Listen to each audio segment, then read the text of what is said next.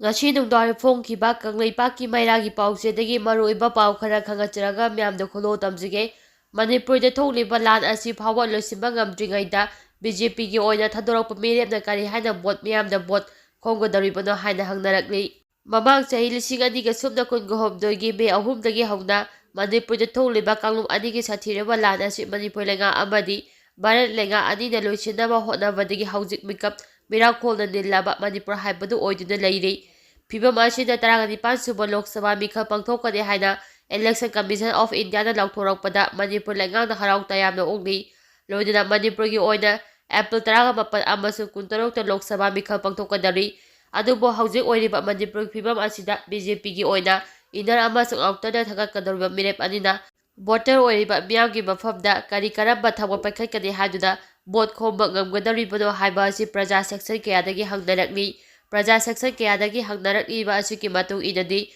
Manipur gi Chief Minister M. Birenasu inner amasung outer adida thadorokadoriba BJP gi mirep animak miyamna vote piduna mai paanbiyo haina haijakre adubo haujik Manipurda lan thoklinga asida Chief Minister M. Birena Churachandpur Tengnaupal Kangpokpina chingba mafamda chatuna vote khomba ngamgadaribra haibasidi Aduga BJP gi oina thadorokadoriba mirep ani aduna inner amadi parliamentary constituency gi voter singna kari karaba thabak paikhatkani kari taukani haina vote khomba ngamgadaribano tha 12 changchilaklaba kanglu anigi sathiraba lan asi ngasi phawo loisimba ngamdana leiriba BJP lengana Manipur miyamna kari karaba thajaba thamgadoribano hainasu hangnarakli Praja section kayadagi hangnaraklibadi lan thokliba misibina amadi mikap merakhona diliba Manipur gi miyamna Sufam sapang khangduna leiriba lan asida maram oiduna miyoi lising hupugi mathakta relief camp da awaba khangduna leiringa asida Manipurda Lok Sabha mikhal pangthokpa haibasi langani Manipur lengana Manipurda akanba lan thoklingaida Lok Sabha mikhal pangthokpa chumloi lan loiraba matungda pangthokpana achumba mikhal oigani haina Bharat lengana khanthaduna achepa phire ama lawba ngamdribasi karigino masida takpadi haujik sasan pairiba BJP lengana Nampu Sapuda mikhal pangthoklaga namduna makha tana sasan painaba hotnaba oigani haidarakli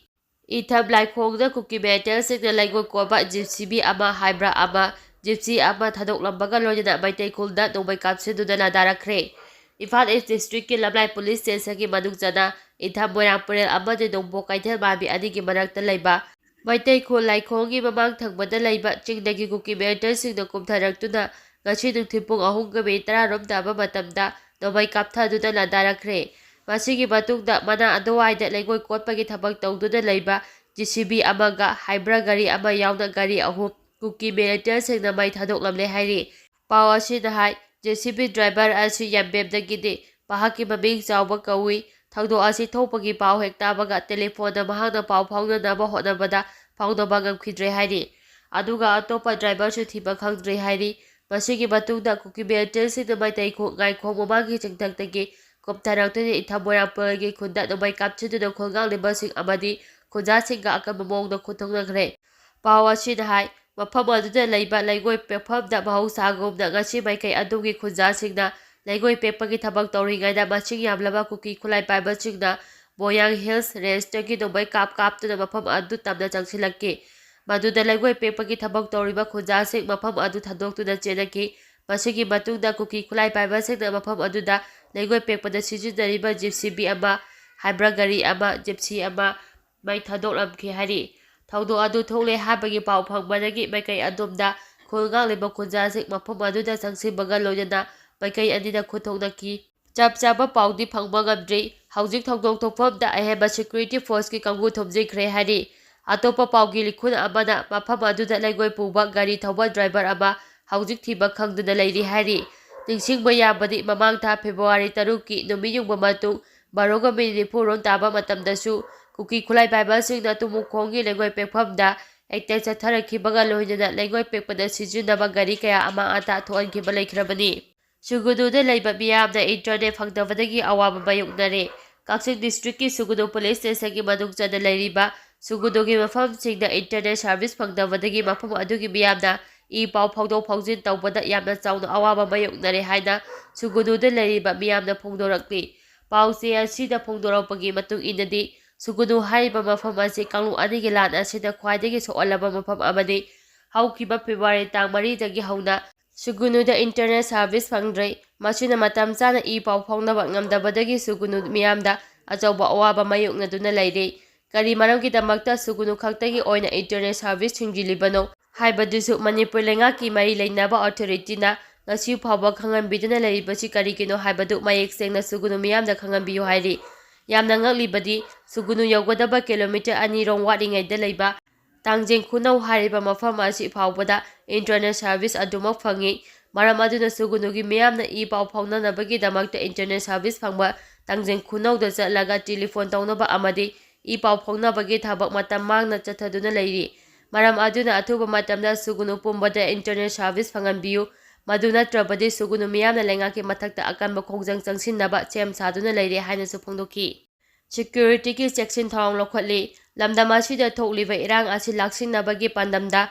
security ꯐꯣꯔꯁꯀꯤ ꯀꯥꯡꯕꯨꯅ ꯇꯣꯉꯥꯟ ꯇꯣꯉꯥꯟꯕ ꯃꯐꯝꯁꯤꯡꯗ ꯂꯦꯞꯄ ꯂꯩꯇꯅ ꯊꯤꯕ ꯍꯨꯝꯕꯒꯤ ꯊꯕꯛ ꯆꯠꯊꯕꯒ ꯂꯣꯏꯅꯅ ꯆꯦꯛꯁꯤꯟ ꯊꯧꯔꯥꯡ ꯂꯧꯈꯠꯂꯤ꯫ ꯉꯔꯥꯡꯁꯨ ꯆꯤꯡ ꯑꯃꯗꯤ ꯇꯝꯄꯥꯛꯀꯤ ꯃꯐꯝꯁꯤꯡꯗ ꯑꯣꯄꯔꯦꯁꯟ ꯆꯠꯊꯈꯤ꯫ ꯑꯗꯨꯕꯨ ꯃꯤꯐꯝ ꯃꯤꯄꯨꯟꯗꯤ ꯌꯥꯎꯈꯤꯕ ꯂꯩꯇꯦ ꯍꯥꯏꯔꯤ꯫ ꯃꯅꯤꯄꯨꯔ ꯄꯨꯂꯤꯁ ꯀꯟꯇ꯭ꯔꯣꯜ ꯔꯨꯝꯗꯒꯤ ꯊꯥꯗꯣꯔꯛꯄ ꯆꯦꯔꯣꯜ ꯑꯃꯒꯤ ꯃꯇꯨꯡ ꯏꯟꯅꯗꯤ ꯉꯔꯥꯡ ꯅꯦꯁꯅꯦꯜ ꯍꯥꯏꯋꯦ ꯅꯝꯕꯔ 37 ꯑꯃꯗꯤ ꯅꯦꯁꯅꯦꯜ ꯍꯥꯏꯋꯦ ꯅꯝꯕꯔ 2ꯒꯤ ꯇꯣꯉꯥꯟ ꯇꯣꯉꯥꯟꯕ ꯄꯣꯠꯂꯝ ꯄꯨꯕ ꯒꯥꯔꯤ ꯃꯊꯪꯁꯤꯠꯅ 193 ꯑꯃꯗꯤ 276 ꯁꯦꯀ꯭ꯌꯨꯔꯤꯇꯤꯅ ꯉꯥꯛ ꯁꯦꯟꯗꯨꯅ ꯏꯝꯐꯥꯜꯗ ꯄꯨꯁꯤꯜꯂꯛꯈꯤ꯫ ꯇꯣꯉꯥꯟ ꯇꯣꯉꯥꯟꯕ ꯃꯐꯝ 136ꯇ ꯍꯥꯡꯕ ꯆꯦꯛꯄꯣꯁꯇꯒꯤ ꯂꯣ ꯊꯨꯒꯥꯏꯕ ꯃꯤꯑꯣꯏ 175 ꯐꯒꯠꯈꯤ ꯍꯥꯏꯔꯤ꯫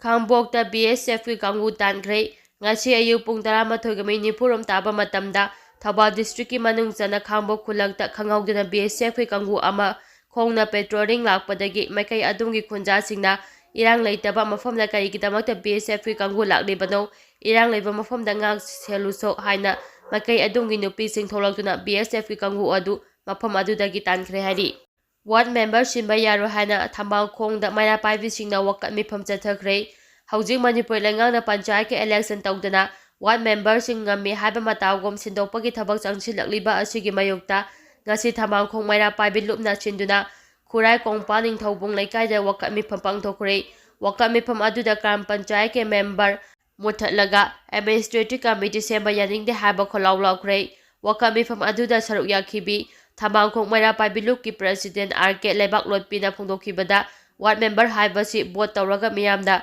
ꯚꯣꯠ ꯄꯤꯗꯨꯅ ꯈꯟꯈꯤꯕꯅꯤ꯫ ꯃꯁꯤ ꯗꯦꯃꯣꯀ꯭ꯔꯦꯁꯤ ꯆꯠꯄ ꯂꯩꯕꯥꯛ ꯑꯃꯗ ꯄꯤꯕ ꯔꯥꯏꯠꯅꯤ꯫ ꯍꯥꯏꯔꯤꯕ ꯚꯣꯇꯤꯡ ꯔꯥꯏꯠꯁ ꯑꯁꯤꯕꯨ ꯃꯨꯠꯊꯠꯂꯒ ꯂꯩꯉꯥꯛꯅ ꯄꯋꯥꯔ ꯄꯥꯏꯁꯤꯟꯗꯨꯅ ꯋꯥꯔꯗ ꯃꯦꯝꯕꯔ ꯁꯤꯟꯗꯣꯛꯄ ꯍꯥꯏꯕꯁꯤ ꯗꯦꯃꯣꯀ꯭ꯔꯦꯁꯤꯒꯤ ꯃꯤꯡꯗ ꯑꯃꯨꯕ ꯗꯥꯛ ꯊꯝꯕꯅꯤ ꯍꯥꯏꯈꯤ꯫ ꯋꯥꯀꯠ ꯃꯤꯐꯝ ꯆꯠꯊꯈꯤꯕ ꯑꯗꯨꯗ ꯇꯥꯜꯂꯤꯕ ꯗꯤꯃꯥꯟꯗꯁꯤꯡꯗꯤ ꯏꯂꯦꯛꯁꯟ ꯇꯧꯗꯨꯅ ꯃꯤꯌꯥꯝꯒꯤ ꯃꯤꯍꯨꯠ ꯑꯣꯏꯔꯤꯕ ꯋꯥꯔꯗ ꯃꯦꯝꯕꯔ ꯁꯔꯀꯥꯔꯅ ꯈꯟꯕ ꯌꯥꯔꯣꯏ, ꯁꯔꯀꯥꯔꯅ ꯂꯧꯔꯤꯕ ꯈꯣꯡꯊꯥꯡ ꯑꯊꯨꯕꯗ ꯍꯟꯗꯣꯛꯄꯤꯌꯨ, ꯗꯦꯃꯣꯀ꯭ꯔꯦꯁꯤꯕꯨ ꯁꯔꯀꯥꯔꯅ ꯃꯥꯏꯊꯤꯕ ꯄꯤꯒꯅꯨ, ꯃꯌꯥꯝ ꯄ꯭ꯔꯖꯥ ꯃꯤꯌꯥꯝꯒꯤ ꯁꯦꯟꯇꯤꯃꯦꯟꯠ ꯈꯪꯅ ꯊꯕꯛ ꯇꯧꯕꯤꯌꯨ, ꯁꯔꯀꯥꯔꯅ ꯄꯥꯏꯔꯤꯕ ꯄꯣꯂꯤꯇꯤꯀꯦꯜ ꯄꯥꯋꯔ ꯑꯁꯤ ꯃꯤꯌꯥꯝꯅ ꯚꯣꯠ ꯊꯥꯗꯔꯒ ꯄꯤꯕꯅꯤ ꯀꯥꯎꯕꯤꯒꯅꯨ ꯍꯥꯏꯕꯁꯤꯅꯤ꯫